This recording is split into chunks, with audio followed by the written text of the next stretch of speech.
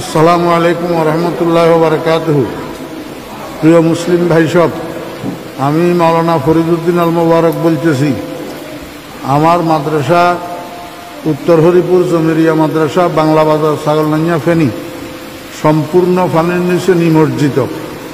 মাদ্রাসার tin set ঘরগুলা দেখতেছেন আপনারা, সম্পূর্ণ পানির নিচে, এবং রান্নাঘর পানির নিচে, মসজিদের ভবন এবং মাদ্রাসার ভবন নিচতলা প্রায় 65 পানির নিচে।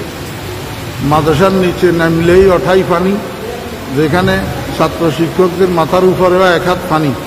এমতো অবস্থায় আমাদের খাওয়া দাওয়া, পায়খানা, প্রস্রাব অসুবিধা হইতেছে, খাওয়ার পানির অসুবিধা হইতেছে। আপনারা দেখেন, এই শতাধিক ছাত্র শিক্ষক মাদ্রাসায় পানিবন্দী হইয়া রয়েছে।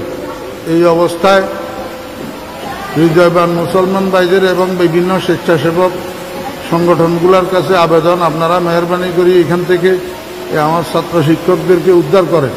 ছোট ছোট বাচ্চা এগুলা সাঁতরাইয়া যে রাস্তা পর্যন্ত যাবে এমন এই অবস্থা নাই।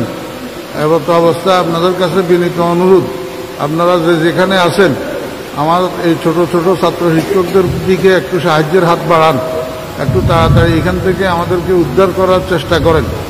আল্লাহ পাক আমাদের সবাইকে হেফাজত করেন। আসসালামু আলাইকুম ওয়া রাহমাতুল্লাহ।